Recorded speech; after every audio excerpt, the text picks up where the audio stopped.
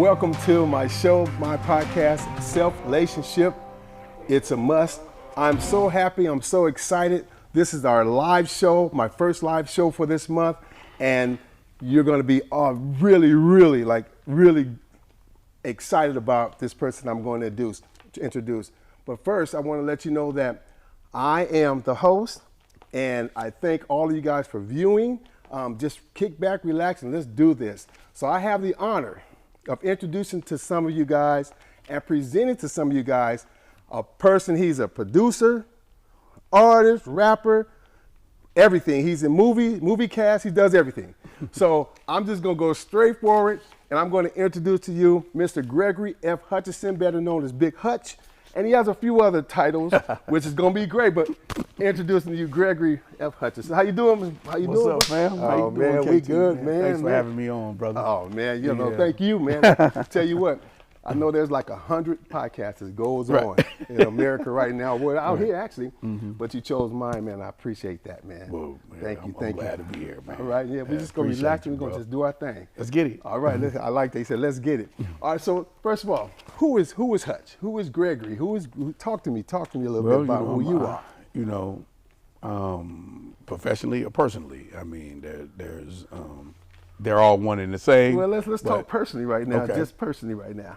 Well, you know, I'm a son of Richard Hutch, you know, which my dad was a composer, musician for Motown. Okay. You know, I'm the nephew of Willie Hutch, the infamous, composer, producer, artist. Yes. I grew up in a place called Pomona, California. P-Town in the house. Yeah. Did you say Pomona, P-Town? Did you say? Yeah, P-Town, all right, Pomona, California. So people don't, for the hip people. Yeah. All right, go ahead. And, you know, very, very humble childhood, I would say.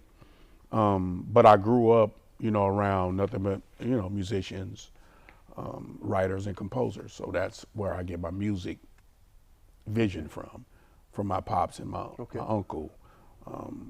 I'm the middle kid, you know, from, 5 kids, you know what I mean? You know, my older brother, my older brother played ball with you, Thrash, Big Thrash, shout out Big Thrash. In the house, Big Thrash, absolutely, for sure. So I'm known as Little Thrash, that's what they call, that's what they named me in high school. So is that why you get, like, we're gonna get into it, is that why you know yourself Big Hutch, you had to let everybody know? I had to change it, you know. So talk about that childhood, that growing up, and where you from, like, Pomona, like what was that like? And no, it was amazing. It was amazing because like I grew up around the people that kind of grinded, you know what I mean? Like I taught, that's where I get my work ethic from. Growing up in Pomona, like the time that we grew up in Pomona, like it was a working town. Yeah. Everybody worked, everybody grinded this thing out, you know. So for me growing up and watching you guys, I'm younger than you guys, you know what I'm saying? You guys taking me under your wing. The cool thing that I always learned how to be as I grew up was to be a hard worker, be humble, focused and driven, and always be respectful. That's the path that you get on. That's what taught me. When I got in the music industry, the funny thing, it reflects in growing up in Pomona is that I took that into the music industry because of being outside of the box, like, growing up in Pomona and then interacting with people from South Central and Compton, which, going to Ruthless and working with Eazy-E, being discovered by Laylaw from NWA, and then working with Dr. Dre and all those guys. When you talk about growing up in Pomona, the good thing about that was I was able to take that humble approach into because Pomona's like a small LA. It's its own thing. You know what I mean? But everybody kind of thinks like the same. But thinking outside of that box helped me. One, being a young creative person. I grew up playing sports. I grew up doing music. So growing up in Pomona and being involved in all of that, it always taught me how to work with people. Be a part of a team. What your input is very important. Like your role that you play is important. And being at Pomona High, a really cool school, I end up meeting a bunch of different kinds of people. And I was going to ask you that, at that point, the rap thing was in Pomona, because I grew up there also. Right. And when you was growing up, was the rapping, or was the industry like? where you wanted to go, or is it just something? Because it wasn't that. Because I just remember it was sports back when we were like it was just about sports, right? I wanted to be like y'all were. I wanted to play like I wanted to be I wanted to play sports. Yeah. That was my thing because I watched Shaw, but I still studied music. Okay, that's what I want to get out. So you did study music at that time. Yeah, remember I was in the band. I couldn't be in the marching band when we doing our season because it took up that time. But after that, I was in the choral marching band. I was in the orchestra and a jazz ensemble. He was really good at that. Yeah, I studied music since I was 6 years old. Okay. So in Pomona, I went to West. Since I was like 6, 7 years old. Wow, how was that? Break that down. It was amazing, because my dad said I wrote my first song when I was 6 years old. Wow. You heard that? But 6. Wow. We used to walk into my grandma's house. There's a piano in there. Okay. So that's all I know from a little kid. Like you go into her house, you get on the piano, you work out songs. Yes. So from there I would make my little songs up, and then probably like when I was in the 4th grade, my dad started putting me in music, and my first instrument is the trumpet. Okay. That's what I studied all the way up till till we graduated from high school. I graduated from high school. Yeah. But I also play bass guitar, piano by ear. My dad taught me how to play piano by ear. Wow. By the way, here's a hook that KT know. Okay. He knows my dad. He says a hook that I only know. That only you know. Right, my dad has one arm. My dad has one arm. He's had one arm as long, and he plays piano with one arm. He played piano. Rest in peace, Richard A. Yes. And he a bad motherfucker. Yeah. Excuse me. No, you good. So that was in itself. Before you keep going, that in itself was inspiring for you. Absolutely. To see your dad with one arm, but still like acting like he had 2 arms. Yeah, he raised us. I mean, he worked, he grinded, he wrote records. He never, you know him. Yeah. You never thought he had.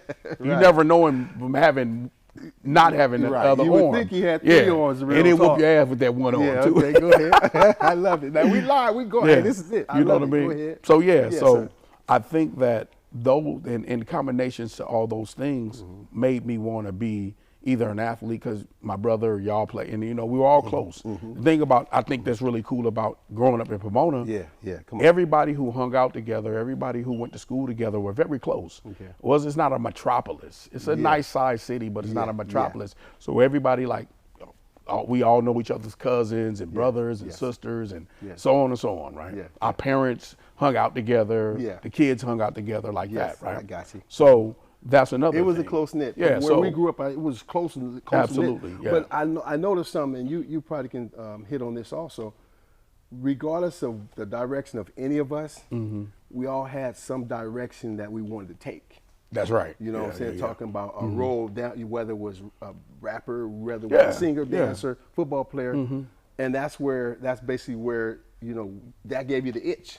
You know? Yeah, because I think when I really realized what music had to offer for me, like sports, it was another option for me. Yeah. So then I started studying really heavy in the music, like as I, because you kind of get your niche when you are in high school. Yeah, gotcha. And you say, well, I don't really want to. And it's funny. I remember I was in a meeting, and it's when we were being coached by Coach Lucas. Yeah, right. Coach Lucas was like, he was like, look, Hutch, I know you might want to go to college, but XYZ, but you're pretty talented. Yeah. You know what I mean? You might want to look into that. And I was like, well, you don't think I can make it in sports? He's like, no, I'm not saying that. I'm just saying like, it's another level that you're gonna want to play on that you might be more, effective for you to focus on your music. The summer before our senior year, I started really, really focusing hard on music. Okay, that was really on a professional level. Okay, that was it. But the thing is, when like you're saying, hip hop wasn't that big. It was starting to really, really blossom. I wanted to go in more on the production, engineering side. Because I had learned that from my pops and my uncle and composing. Okay. I didn't want to go in. I just wanted to do music. Okay. Period. Yeah. Now, what happened between that summer, hip hop took off. Okay. Around the same summer. That summer, yeah. Okay. Yeah. I started taking music really serious. Come on. Hip hop took off. Yeah. So then I was like, damn, I want to be a rapper now. But I want to integrate the music that I learned all those years, from 6 years old all the way up to the summer of my coming out my junior year to my senior year, I wanted to do that, you know, and that's when I started really studying and learning how to make, you know, produce records and hip hop records and, you know, trying to like really take it serious, like a professional. Yes. You know, like how you guys went on to college, and I watch you guys go to college and play on a big stage and everything. I was like, I'm gonna integrate those ideals into what I'm trying to do. Wow. I want to be that, but in music. You was formulating that. Absolutely. At that time. I can tell you that. I didn't know where it would have took me because when I became a young adult, I took a turn. Okay. So. All right. So let's stop right here. We got to go to a break, but we're gonna pick up right back where we left off. As a young adult, many of us grow up with our dreams inspired from movies, actors, film stars, and many people from the TV industry. We imagine ourselves to be that way, to be in the same limelight, and accomplish the same amount of stardom someday. BFN actually does that for a lot of individuals who belong to disadvantaged groups in society with much less access to the same privileges as us, and most likely face barriers and discrimination entering the film or theater industry. They offer many programs through theater arts and also mentor the youth with acting classes. It acts as a form of self-expression for many and gives them an outlet to practice and certainly move much closer to their dreams. You can contribute with your generous donations in enriching the lives of motivated young adults as well. You can also support BFN's cause by signing up for our BFN All Access app on Roku TV or any Roku device with just a small donation of $5 monthly or $60 for the whole year to get exclusive content only available through our app. God bless you.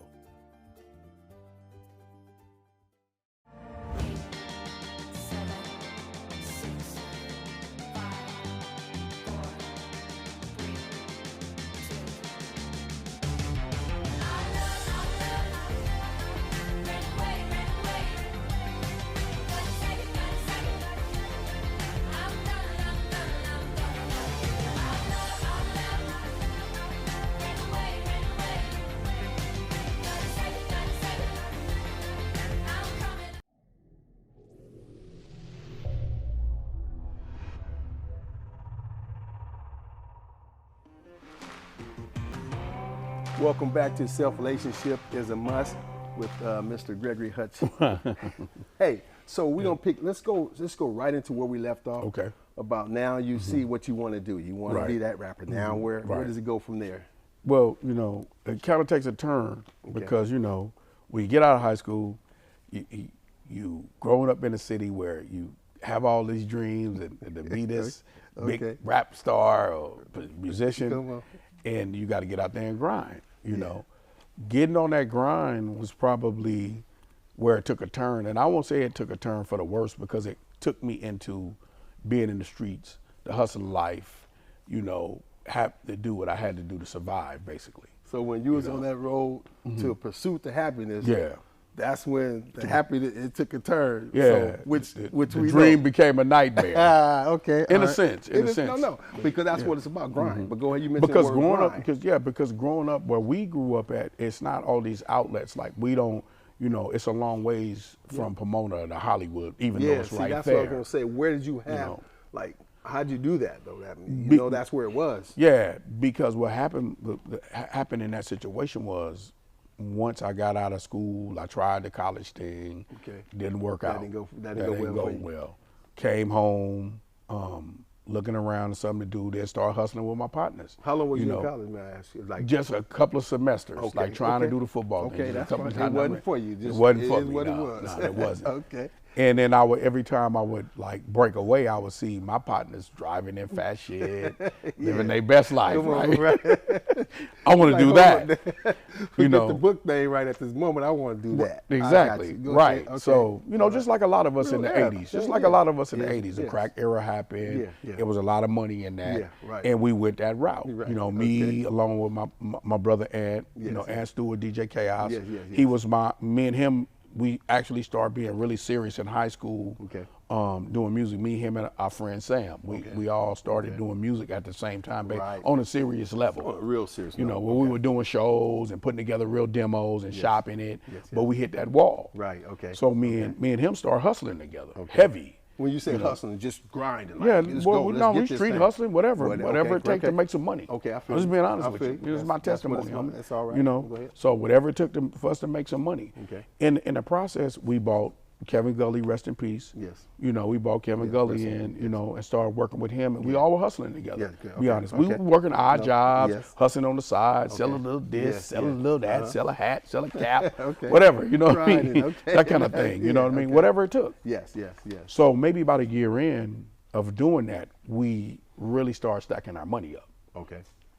And then we met, and then another childhood friend of ours, and his brother was really tight with Laylaw at the time, and we used to hustle with them. Yes. It was our partner Gomac, and then there's Dooley, which Dooley went to Terrell Tillman. He went to Pomona High with us, which is Aunt's cousin. Yes, sir. Yes. And then his brother. Yes. They were all in close niche with Laylaw from NWA. Right. So probably about 2 years in of us heavy hustling, we said, man, let's try to put a demo together ourselves. Okay, on that right there, you said, and I knew you was gonna mention that demo part. So now it's like you gotta really learn.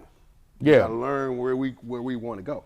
Exactly, So, because we're caught up in the streets at this point. Right now, we're caught up in the streets. Like it's a fork now. We're at that fork. Yeah, come on. Kid, we're at that fork. Yeah, I got So you. we're like, okay, we can either go to the penitentiary route, Come on. be dead, or we can do this music. Yes, I absolutely. was musically inclined. sound. Sound. I was musically sound, inclined, right? Yes. So they said, okay, Hutch, let's start doing it on a serious level. We took our money.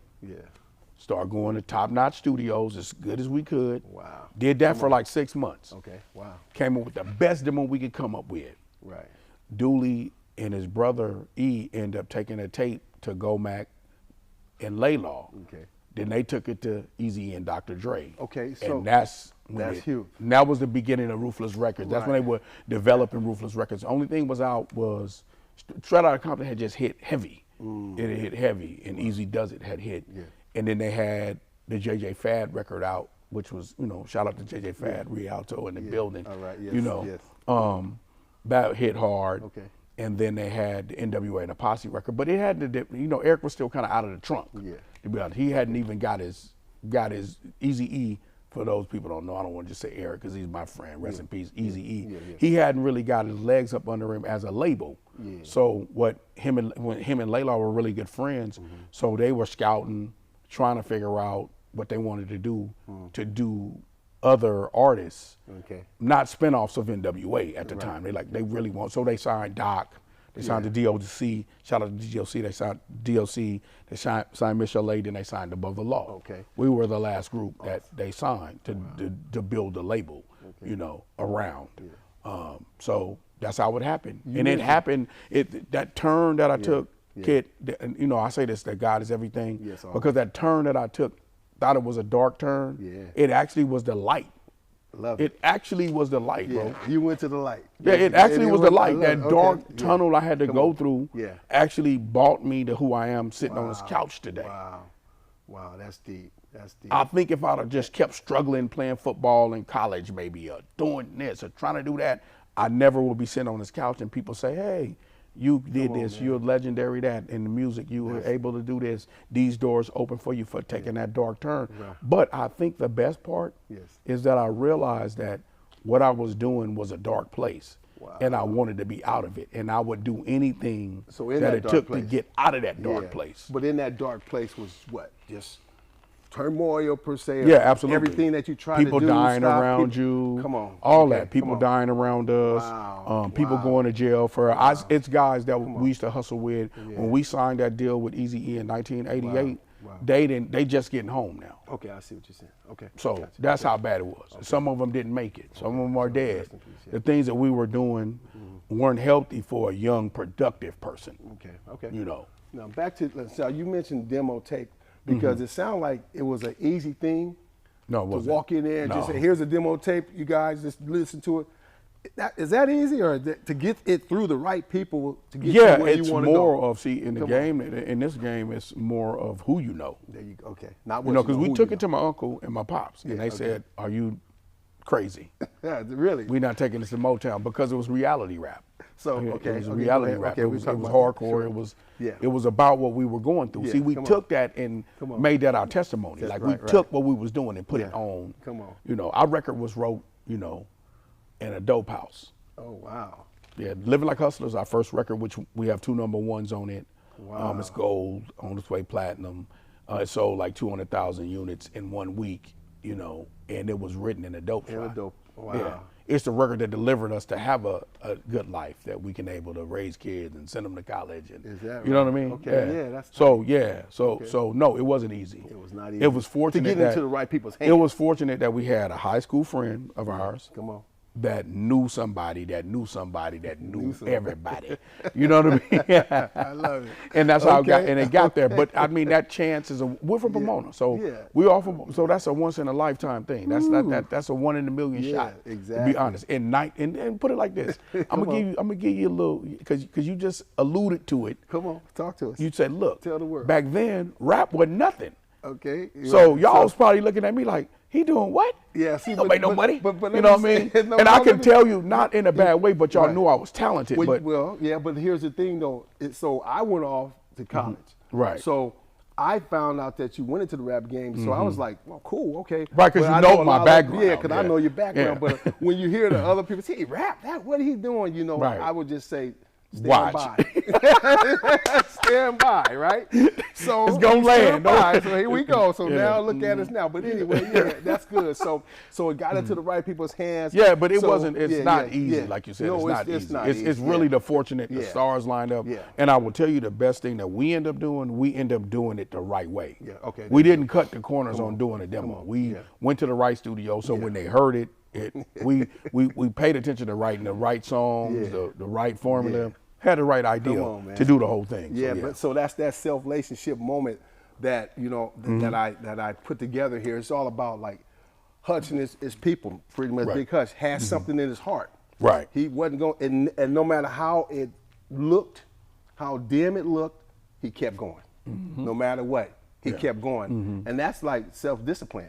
Absolutely. You know what I'm saying? That's self-responsibility. You know, and of course the self-care part comes with that too. But I like that you kept going. So let's talk about there's 3 people, just in general, or 3. I can always never want to put a number on that influence you. I don't want to put a number on it, whatever you think. Okay. So talk about the influences in your life. Well, I mean, you know, one is my pops, you know, one is my uncle, Willie Hutch.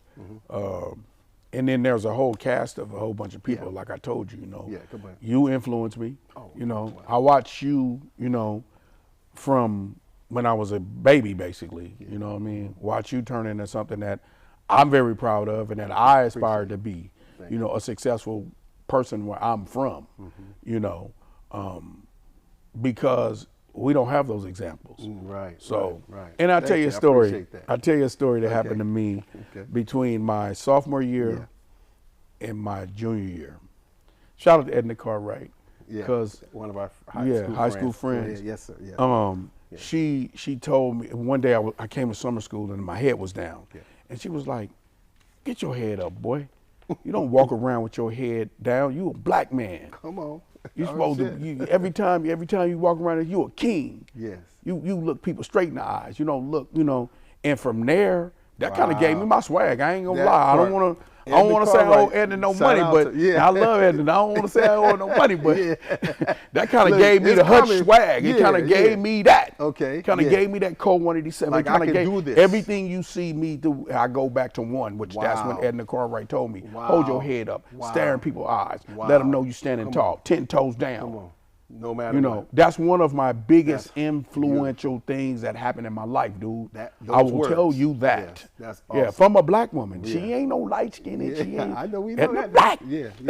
Love her. Yeah. You know what I okay. mean? So, Wow. but man. yeah, that happened. That actually happened to me. And that's something that, like, we talked about that. It's like from the rest of your life, Right. things you do, if it looks bleak or whatever, you're gonna remember that. Yeah, absolutely. And that's what, like, boom, that's that joke. Oh, let's go. I got this. Yeah, my mama Boom. Candy, Yeah. a lot of different Come on, people man. influenced me. Yeah. But I will tell you, like, when we're talking about, like, if you're talking about industry wise, come as I grew into the industry, Yeah. it was my biggest influence is probably Eazy-E. Easy, okay. Yeah, right. I mean, when I came to Ruthless Records as a young kid, 19, 20 years That's old, awesome. he took me under his wing, taught me the whole business, why I handle business the way I do, and I own my own self is because of him. Awesome, You know, brother. so I mean, you go into the pros, it's somebody who took you under and that probably did it for you. That okay, that's how I became a pro in that, and really that's how I became a pro by him and Laylaw and Dr. Dre. Those three guys highly influenced me in my development as being a professional in the entertainment business. Right. Not just music. Right. It just, How to conduct yourself, how to interview, how to focus, how to be driven in this, how to not take shit off of nothing that an opportunity that you have in this. Okay. All the way across the board. The thing that was amazing about Eazy-E is his vision. He wasn't very talented, but he was really smart. Okay. Wow. And see, he taught me that if you know someone more talented than you that can help you progress, that's who you get in the car with. A lot of people don't want to do that though, because they look at that like he's the top dog, and I don't want anyone telling me how to do and what to do. Yeah, and that's one thing. See, when we talk about humble, I will tell you one of the most. I've seen him in so many humble moments because he never was a person who considered himself to be like the boss. That's huge, man. But he was the boss. Yeah.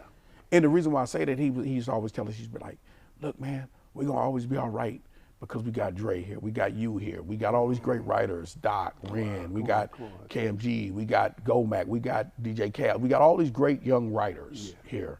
Cocaine, young Cocaine, we got all these great writers here. You know what I'm saying? We gonna always be all right. And when Dre left, because I was Dr. Dre's understudy at Ruthless Records. Really? See, I studied how to make records And that's under Ruthless him. Records. At Ruthless Records, Okay, yeah. go ahead. So I studied under him how to make records. I already knew how to produce records for my dad and my uncle. Yes. And a whole list of their friends, because I mean, I know everybody from Isaac Hayes to, my uncle Isaac. They all taught me something along the way. So I have a whole, but just as far as a musician, but how to make records, Dr. Dre taught me how to make records. Wow. Like how to make them. It's good. Yes. Good. You know what I mean? A young kid coming in with a vision. But one thing they never did to me is they never limited me. They never said, you can't be this, you can't be that. They never like, the sky's the discredited limit. Yeah, the sky's they the never limit. said, awesome. Yeah, That's they huge. took me in and said, hey, this is how you do it. And then I was able to man the Above the Law ship. Yes. They give us a great run because I was that person in the group. Yeah. Even though I'm one vocal, then Kevin Gully, KMG, is another one of our childhood friends, y'all. But he was the other vocal. I was gonna go in and I was gonna say now you're in there, you're going forward now. Let's talk about how Above the Law became and how it formed. Talk to me. It formed from, like I told you, we all hustled together. Yeah. And we were childhood friends. Yes. So, Cool. which is cool, because it's a brotherhood there. Yes, it helps. Yeah. Especially when you're on this journey. When we first got into the industry, I think the coolest thing about us is that summer I told you we made the demo. That kind of bonded us. Okay. When we came to all you guys together, that bonded boom, us, that was dog. Like huge. totally, bro. Absolutely, So absolutely. and we all had a common goal to be out of the street life and into like some type of successful, legitimate situation. Okay. So when we got in there, everything was kind of like, we worked with blinders. Everything was us four. Right. Okay. Everything was what we wanted to do. Everything, or our clique collectively, it's like six of us all together. You knew how to operate with each other. Y'all just had exactly. that. We could finish each other's sentence. And we lived that's together. huge. We worked together. We hustled together. We did all that together. We had our jobs together as well as being in a dope spot all night, selling Yip all night. Right. So when we got into the music industry, that's why we were so solid and so tight. Yes. And because we weren't put together. We were from the same place. We grew up in the same city, the same area, went to high school, middle school, some elementary together, And so it worked for us, when we formed as Above the Law. How it formed was, at first, we didn't know what we were going to be called. Right. I want to know how'd you get that name Above the Law? Yeah. And because at the time, everybody was like, it was Public Enemy, it was X-Clan, it was all these different people, right? That when we, BDP, it was all these people that were against, it's like kind of anti. So we said, we want to do something that's says that we live and die by our own rules. Okay. Musically. Musically. There you go. Good. And that's how we came up with Above the Law. Okay. It actually means that we write our own ticket. We make the music we want to make. We speak how we want to speak. Yeah. We carry and conduct ourselves above the regular standard. Love it. Love it. Yeah. Okay. It has not Yes. really nothing to do with the law, Yes, even though we was doing what we were doing. Yes. It just kind of formed into that. It's just the name. Yeah, Yeah. but Yeah. that's really what, when we named it, that's what Above that's the why law. we named it that. Okay. To and be you guys is had above that, it. that close bond. So Yeah. and so it just took off from that point. Like, Yeah, it took off. Yeah. You know, we signed in like late '88. I mean, late '88, Okay. mid '89. We started when they got off the Straight Outta Compton tour. The funny thing about that is when you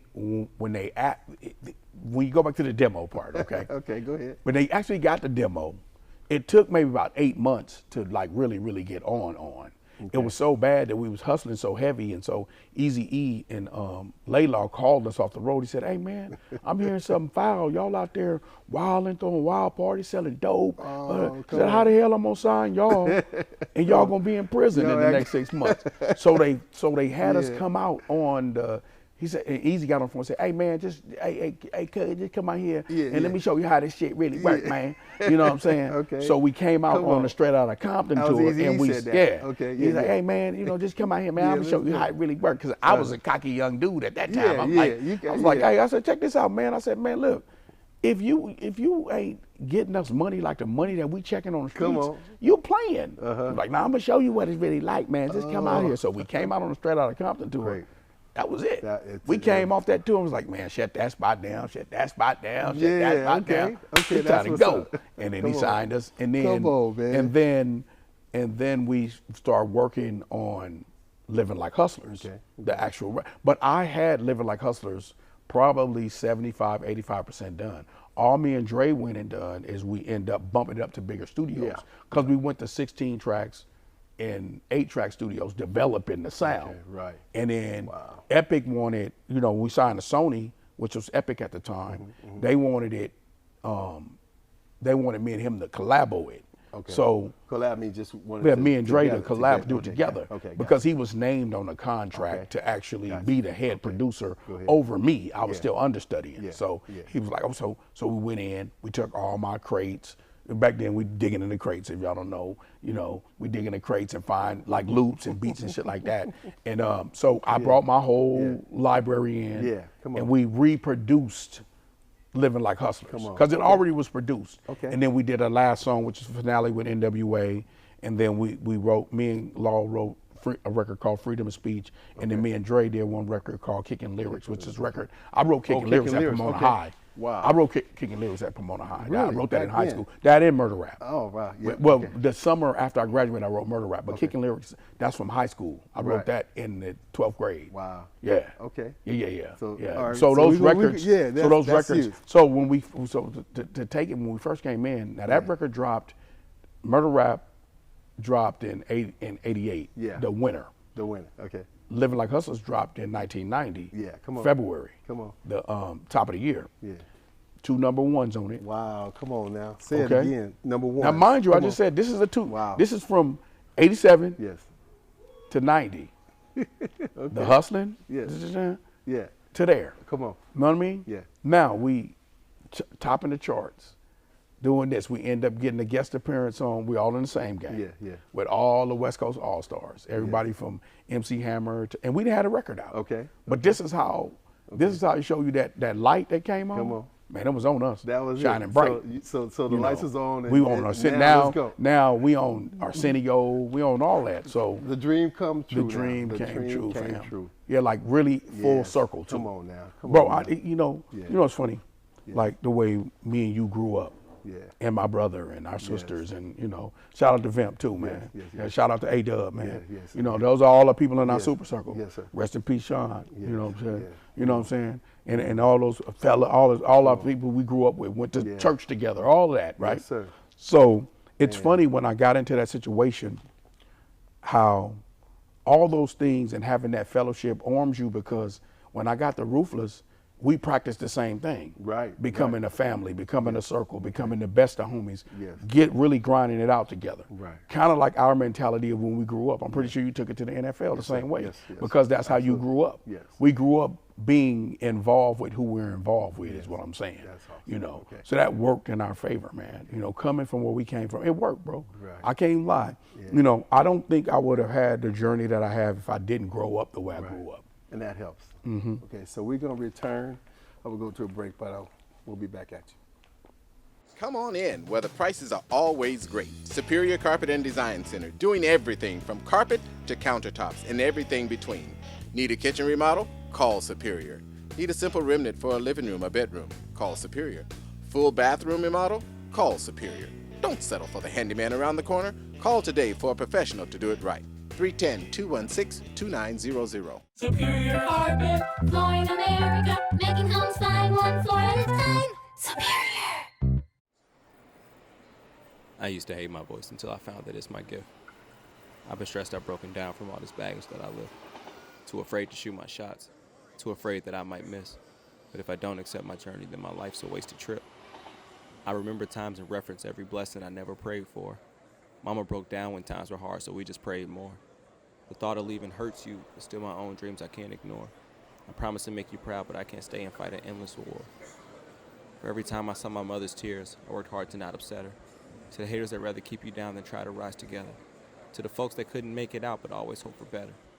To the city that made me who I am. To you I write this letter.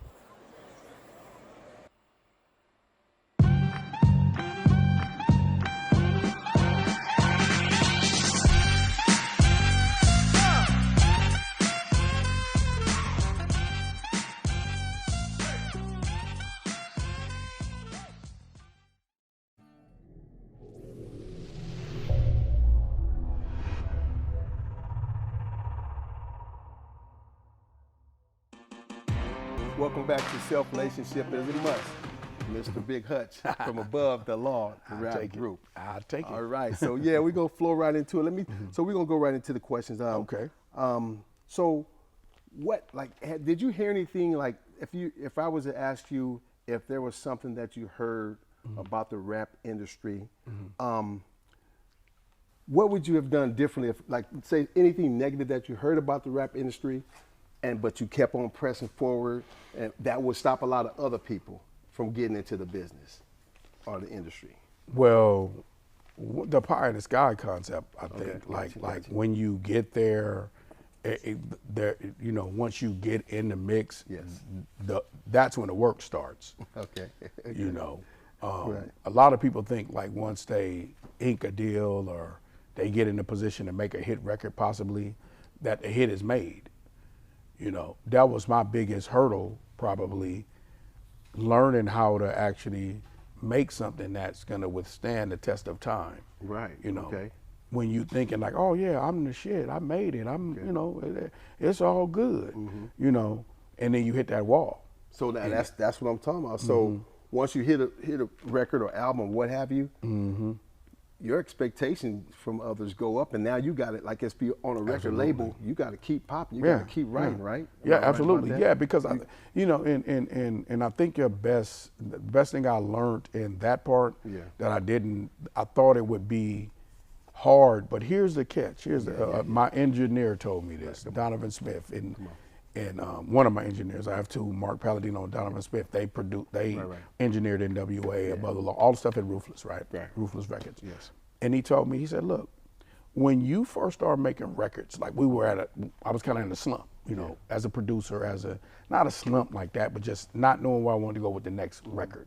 Right. And he was like, well, he said, when you first came to the label, Come on. you didn't have no fans.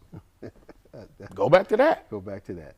That's So great. we went back and then we made our second masterpiece, which ended up being Black Mafia Life, which ended up being a record that Tupac's on. Wow. Money B from Digital Underground, phenomenal record, Eazy-E's on it. It became one of our second biggest records, it's gold. And I think that's the part that I didn't know. Yeah. That wall, that sophomore. People say sophomore jinx, but sometimes you hit a wall. Yeah. And I think it's because I never was I learned this from y'all. Okay. Y'all should always say, don't read the clippings. just play the next game. There you go. You know what I mean? That's huge. Yeah. Yeah. So I always took that. I never read the clippings, but when people, you got record labels. Oh, you got to deliver. You got this. But the best thing I think, with me, Cam G, and Gomac, we always did records in an isolated state. Yes. We kept the outside noise out. If you didn't work on our projects, you weren't a musician, a writer, you weren't allowed. If we wanted to integrate you in, we'd integrate you in. Right. You know what I mean? Right. And that helped us because we talked to the people that influenced us in making records, our engineers, our writers, our people. So we just went back to that formula, and then we had our next big record. And then that's the record that created G-Funk. That's the G-Funk blueprint. Black Mafia Life, and it's the 30th. This is the 30th anniversary year of Black Mafia Life, of the record that created G-Funk. It's a record that influenced the Chronic. It influenced Warren G's G-Funk era. Warren G comes out of our camp. Snoop comes out of our camp. Comes out of the Above the Law camp. And that's that phase I'm telling you about. That's that sophomore album phase that when NWA broke up. Dre and Suge develops Death Row, and it's the breaking of the cliques. We end up staying with Easy because it's our sophomore album. We were in a brand new contract, renegotiated as we talked. At that time. That was Wisdom. That was wise at that time. And Ruthless kind of like got their legs, and then as far as treating people right, and then that took off. The crazy part about I think that era for me was when you have two to three records that we've always spent off and being a hit producer, all the stuff that come at you, it does. the workload, I'm sure. trying to develop, I started developing a young artist at the time. He's legendary now. He's one of the most featured artists. He's in the Guinness Book of World Records, Cocaine. I was developing him. Come on. I developing him at the time. Had a bunch of other artists that I was developing. I worked on Eazy-E, and I was working with all kind of artists from, like I said, E40, writing for E40 to Tupac to, so on and so on. But that was the time that everybody was coming at me to do production. And I still had to man my own ship. So you wrote for E40. You said you wrote. I wrote records, Consequence, Circumstances for E40. Me and Cocaine wrote that. Yeah. Right. I wrote for him. I wrote for Eazy-E. In NWA, I wrote 100 Miles and Running, and I ghost produced 100 Miles and Running, and then we did records with Tupac as well. I've done records with Tupac. I'm probably, be proud of your little homie, be proud of your little brother, because I'm a producer that has 3 artists that are in the Rock and Roll Hall of Fame that I produced. 3 artists that I produced that are in the Rock and Roll Hall of Fame. Wow, I'm proud of you, of course. Yeah, we know that. Yes, yes. Because I never thought that. Right, okay. You know what I mean? I don't. Well, that's that grind, man. That's that grind, bro. So at that point, like you're saying, those are things that I never knew that I would run into, like a wall. But when I hit that wall, it broke open to something else. Like with G-Funk is a subgenre of it's a subgenre in hip hop, basically. Like we talked about the reality rap, which is gangster rap, but it became a subgenre in the form of hip hop, that I influenced all these people. I influenced my sensei, which is Dr. Dre, to do it that way. And, I'm part of influencing the Snoop Dogg's and the Warren G's, guys that have went on and have phenomenal careers. So that wall that I hit will end up being a breakthrough as well. But you never stop. Yeah, you never stop, man. That's what's up. So like, okay, when you think of the rap industry, people, the rapping and the flowing and all that stuff, and there's a lot of people that have their own misconceptions about that industry. Right. Have you heard any of those, like, don't get in that business because all they do is this, and don't get in that business because it's all about negative influence? Like, what are some things that you want to just shut down today, like, for people not to think a certain way about what you're into in that industry? Well, there's corruption in any big business. Come on. Okay. you're who you are going into it. Okay. Say that again. You're who you are going into Come on, it. You know what I mean? If okay. you're corrupted in mind, Yes, you're I going to love it. be a part of the corruption of it. Come on, come if on. you are anchored guy that's centered in God, Yes, you're going to yes, be come that on. in that industry. Come on. You know what I mean? Yes. If you're a cutthroat, stab people in the back, you're going to be that in that industry. Come on, man. I don't care if you're selling toilets or selling hit records or, Toilets. you know what I mean? love it. Yeah. You gonna So me, I think what we do want to always understand that it's big business, and there's corrupted people that run it, and there's people who really believe in that it's an opportunity to have a better life. Yeah. Too. Okay.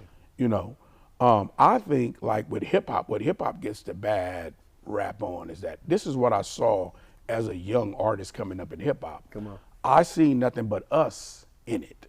For instance, if Us you as say, us. I if I say, look, okay, I make a record, 4 kids from Pomona to South Central, we make a hit record. Yeah.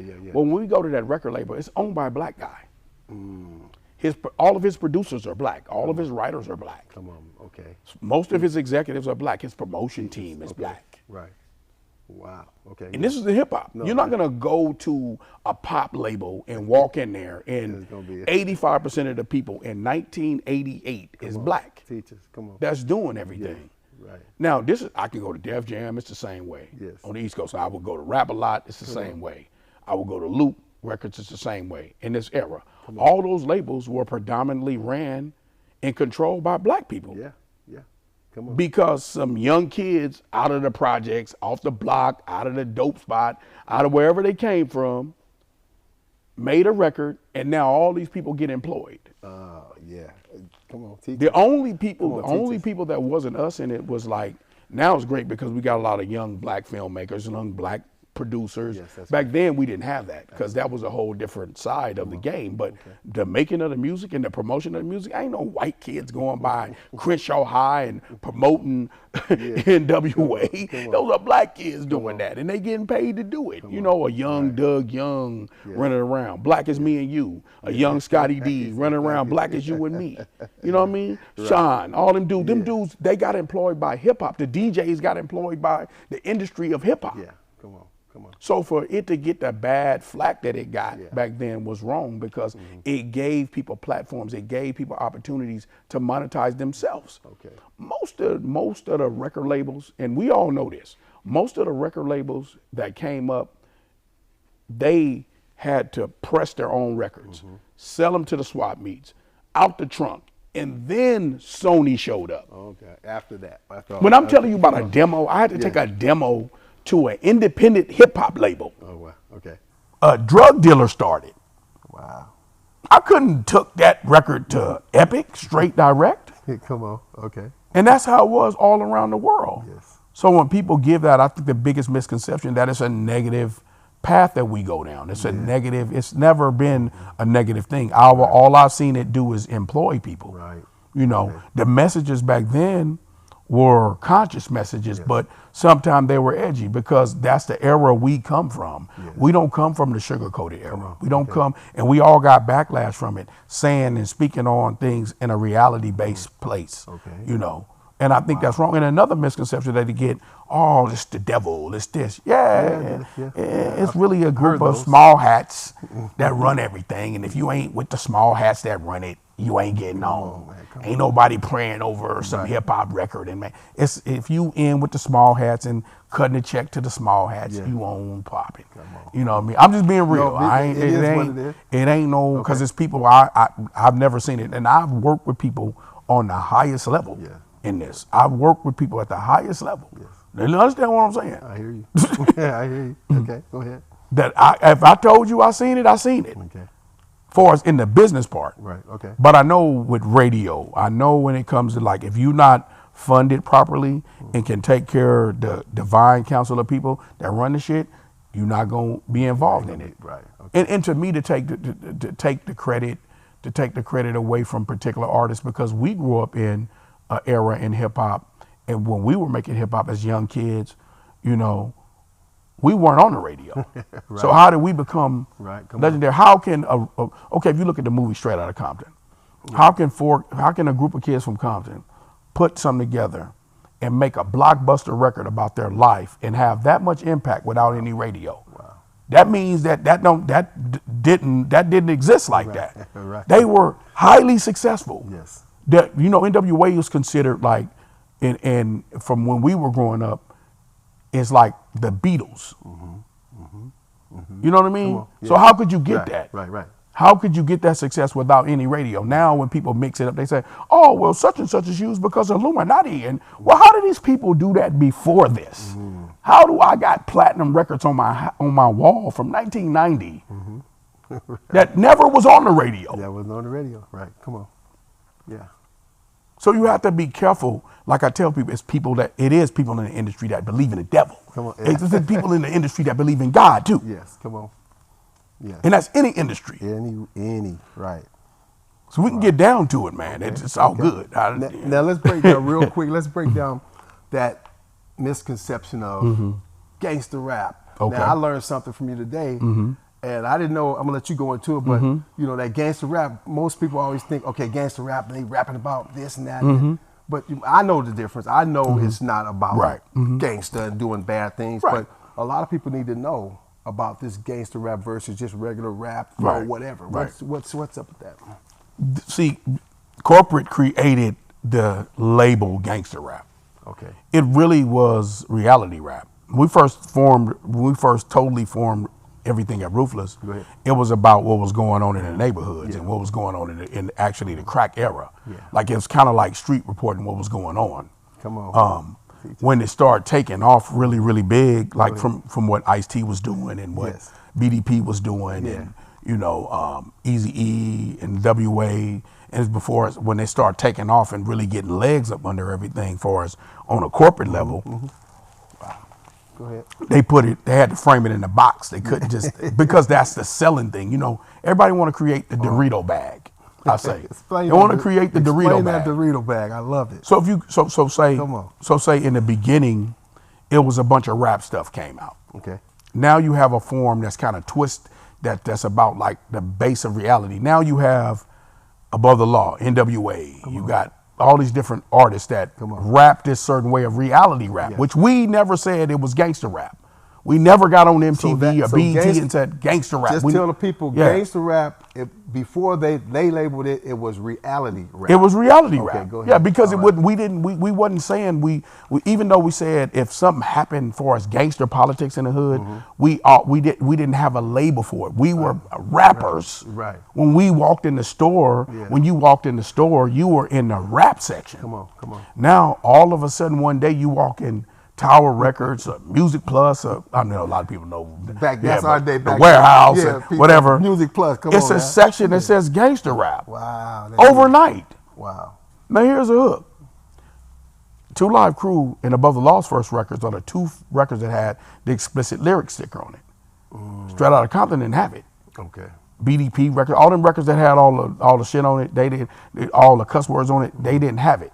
Okay. We were the first two, and we were artists that got banned off of hip hop. I mean, banned off the hip hop. It was a hip hop show called Rap City at the time. They banned our video. I remember them and MTV Raps banned our video Murder Rap because we didn't want to take out.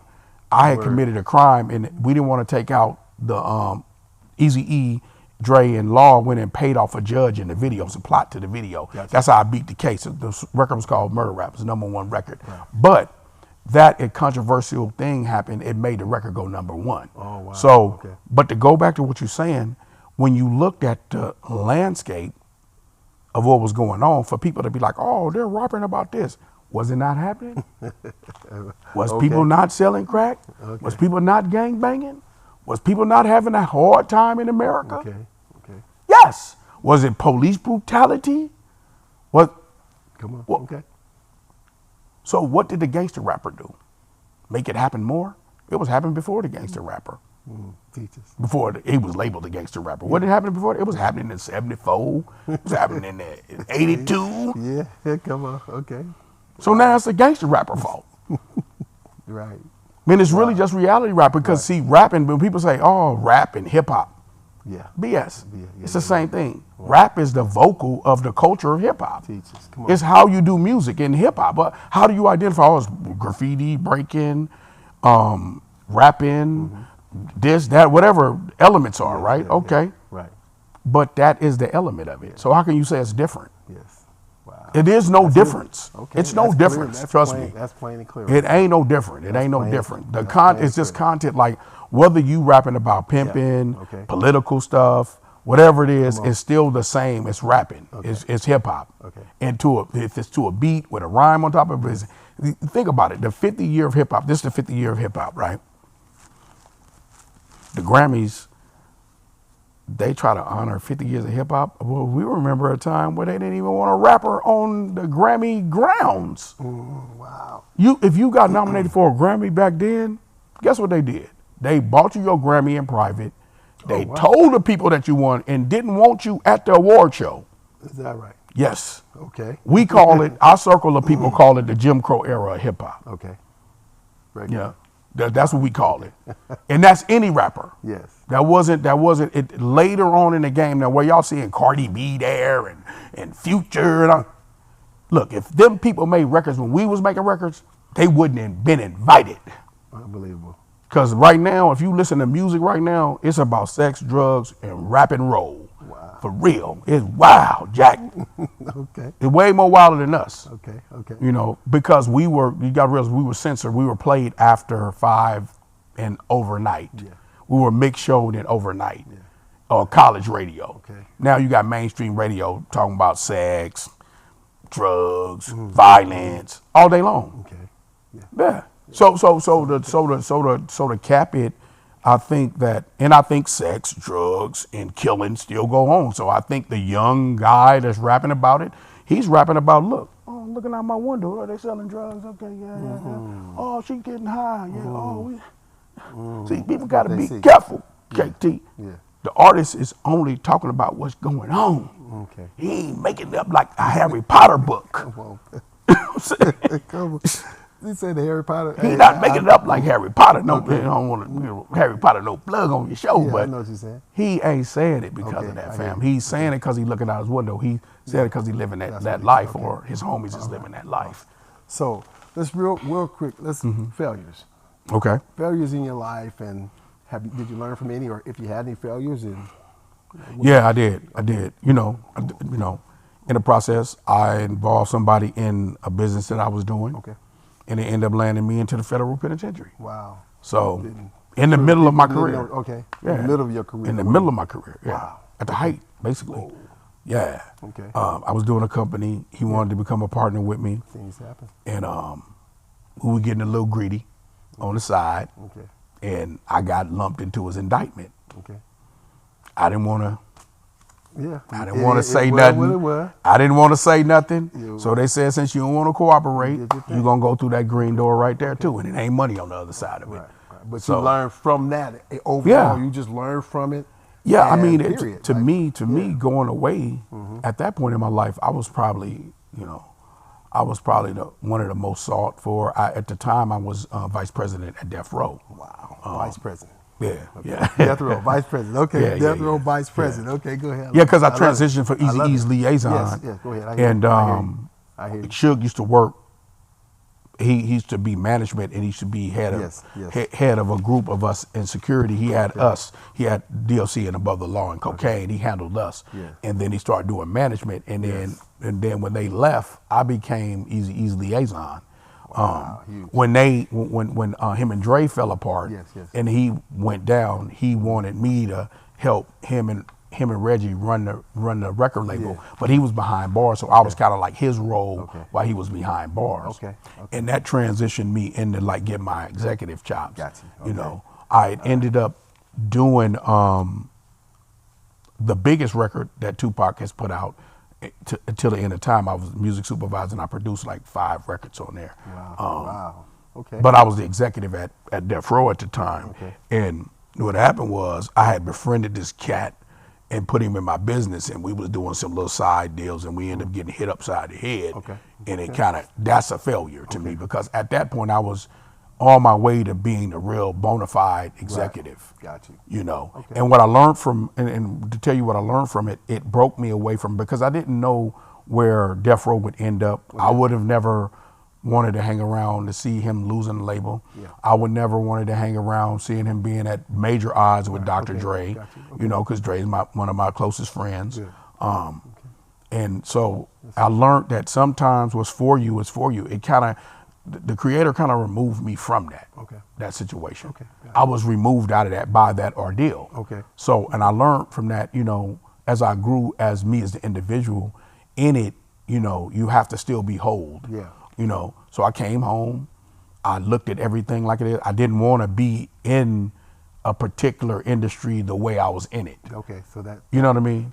I didn't want to be in the music industry the way I wanted to be in it to where I controlled everything, like far as my destiny. I wanted to be more of an executive, a mogul. That's when I transitioned into who I am now. Awesome. You know, without that happening, and sometimes we think about dark places, or we think we're hitting a wall, but we got to see it for its value. Right. You know what I mean? And I got delivered from it, bro. I'm telling you, I did, dog. Like I got delivered from all of that stuff, man. Like when I came home, I was a better human being, because I was way somewhere else. I was in the thick of everything at Death Row from the beginning.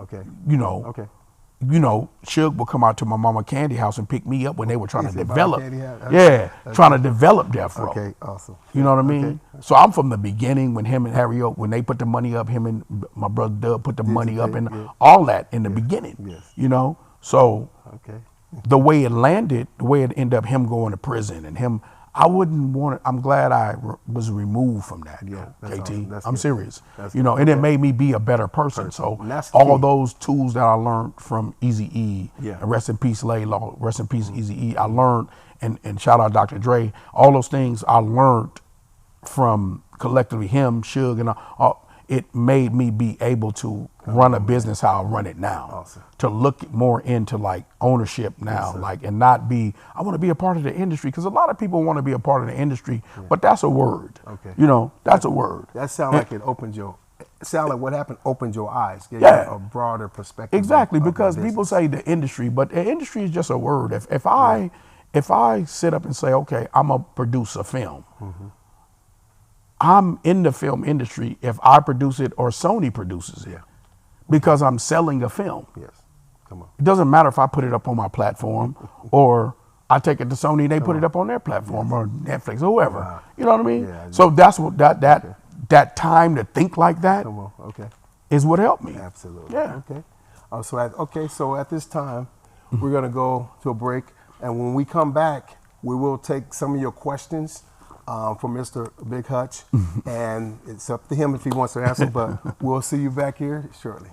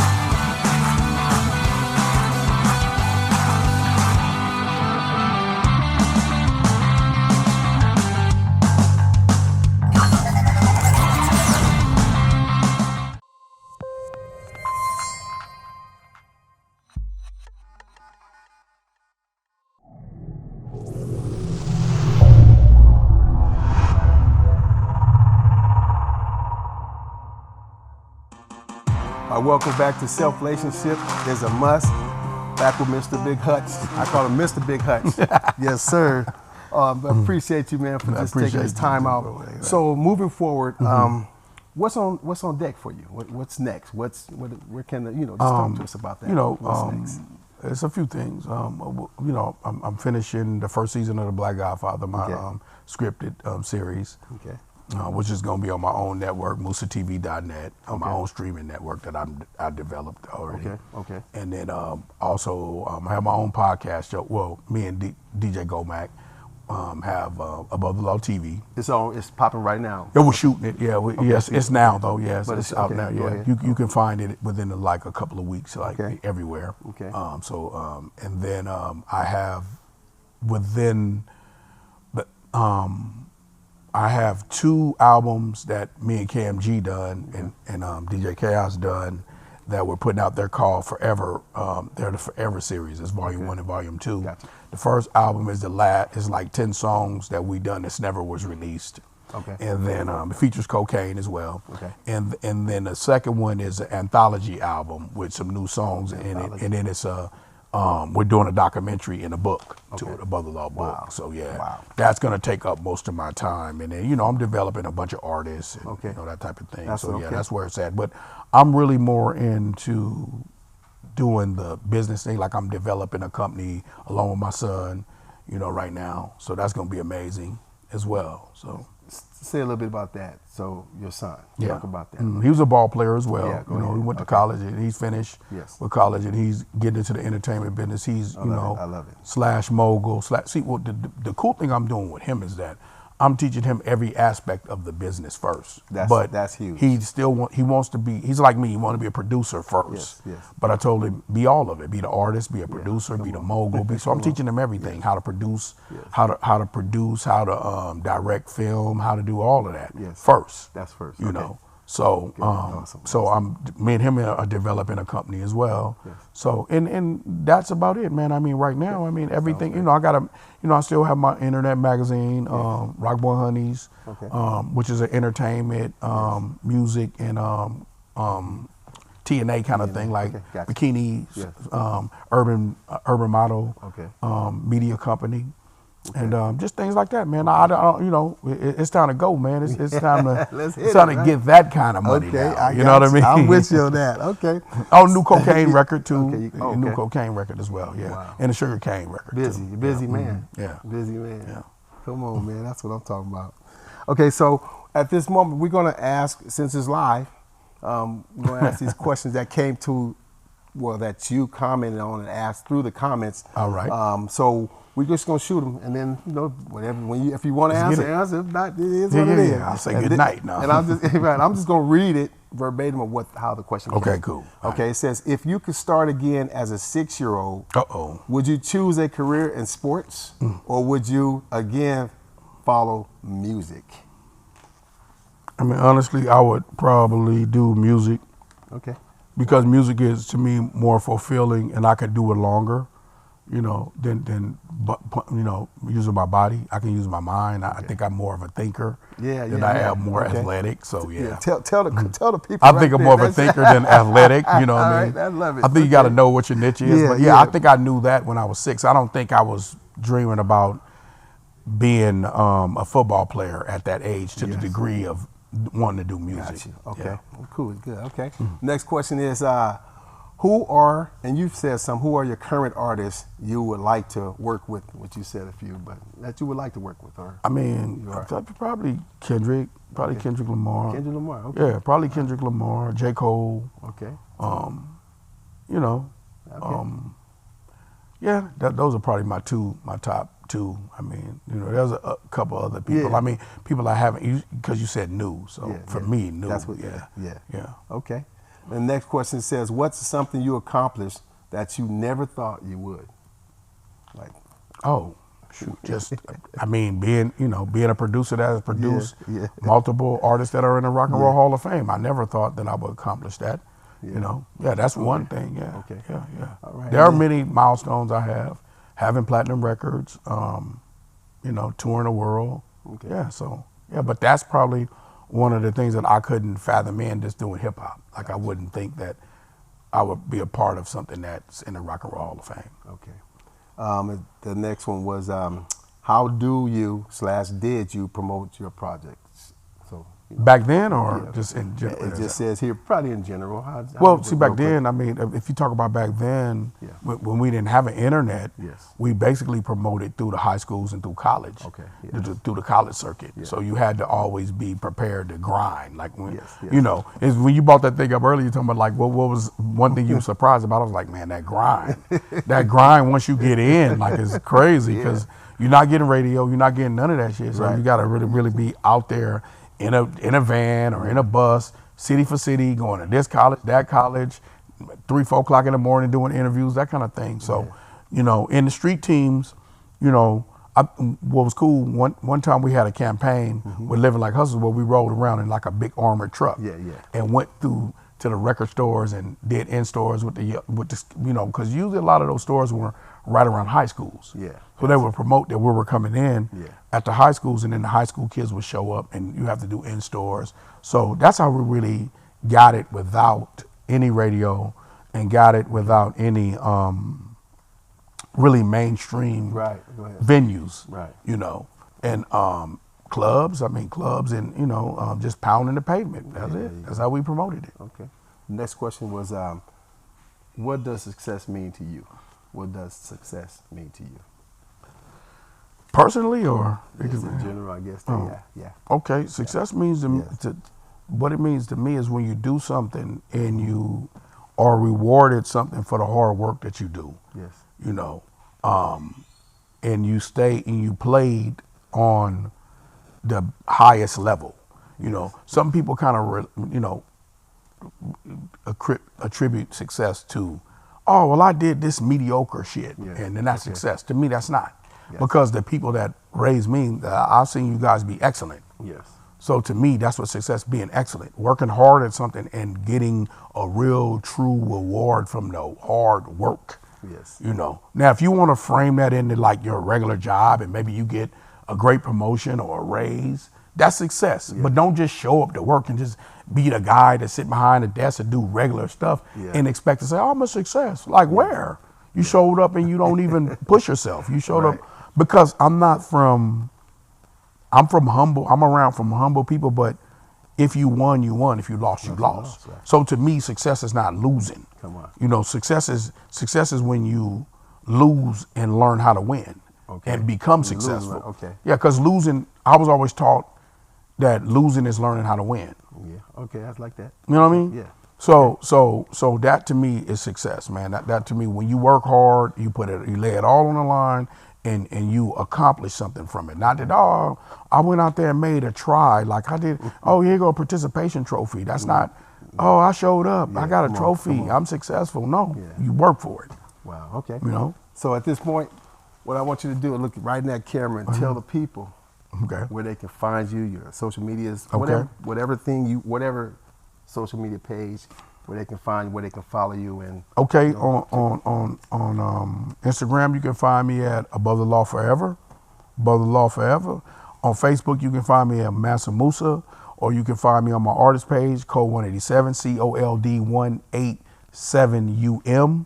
And then on Twitter, you can find me on The Real Cold187. And that's everywhere, man. And then definitely follow all of my brands, you know, ogfashion.com, where you can get all the merchandise and all the new music that we putting out as Above the Law. And that's it. And that's OG Fashion, OGFASIN, like fashion.com. I love it. I love it. Okay, make sure you guys get that. Before we close out, I want to I want to give this place a shout out. You know, the place that I'm sitting in, that we're sitting in, because it would not have been like no other place that I would want to be in. But this place right here, okay, the Epic Event Center is awesome. I mean, the setting, it's the area that it's in, and just want to give a shout out to and thank Mr. Sean Jones for allowing us to use this place. If you was here right now, you would be amazed. You'd be like pleased. But Sean Jones, thank you for basically allowing us to be here. This place is here for not just us though. If you want to hold any events, ceremonies, banquets, this right here is the spot. The Epic Event Center in Rancho Cucamonga, California. Trust me, you can't go wrong. And I want to thank Track Sims and all the guys, Brian, Joe, all you guys that run this place. You guys are awesome. And I'm going to plug this. Big Hutch, he mentioned back in the day, he mentioned the name that was in the clip that they was rolling and they rolled in, Michelle A. Yeah. Michelle A actually was, he mentioned it. We didn't plan this today. We did not plan this. That's our sister, Michelle A. Sean, I'm telling you, Sean, he's listening. I didn't plan this. I didn't know nothing about Michelle A. I talked to Hutch a long time ago about coming on the show, and then I saw a flyer that said Michelle A was coming to the spot. That's Am I right? big. Where's Sean? Am I right, Sean? She coming tonight? That's big. Tonight. Here. Michelle A is gonna be at the Epic Event Center. We can't get up on the Epic Event Center. Michelle A, come on, support. Let's sell this place out tonight. Go online, figure out where you get your tickets from. But tonight at the Epic Event Center, Michelle A, she's gonna rock the house. I'm coming. I might have my biscuits on from back in the day, you know what I'm saying, Hutch? But yeah, man. But Sean, you guys are doing a great job. I don't have to tell you that. I'm no one. I'm just saying that. Keep doing what you're doing at Epic Event Center, Sean, you guys. This place is just, you're just scratching the surface. Watch, things are getting ready to be huge in this place, the Epic Event Center. So thank you, Sean, you guys, for allowing us to be here. I want to thank you, Mr. Gregory F. Hutchinson, Big Hutch, Mansa Musa, what other than Cold187? Come on, man. All those hey, man, Lil Thrash. Lil Thrash back in the day, whatever. Man, I thank you, man, truly for coming on to my show, man, my podcast. You rocked. And my partner, you know, man. Not only that, you educated a lot of people from young to old. I learned a lot talking with you. I didn't know a lot of things that we discussed, but I appreciate that. And to you out there, right there, that camera, if you feel like you have a self-relationship moment, meaning if you feel like you have a career, you started your own business that you may benefit, you know, someone else or help someone else, please get in contact with, her name is Sierra Garner at, what is it, iCloud. So it's CIARAC Garner, GARNER at iCloud.com. If you want to come on to the show, you feel like you help somebody, you want to promote your business, and it's legit, come on the show. Get in contact with her and understand something. It's not about me, it's about helping others. So you will be helping others by telling people what you do, like Mr. Hutch did today. I'm excited. I would love to hear from all of you guys. Thank you for listening, all that good stuff. I'm working on my outro right now. But thank you for coming on. Thank you for tuning in. Thank you for the comments that you gave, Hutch. I just thank everybody. This is a great day. But until next time, just remember, self-relationship is a must. Make sure you do that. That part.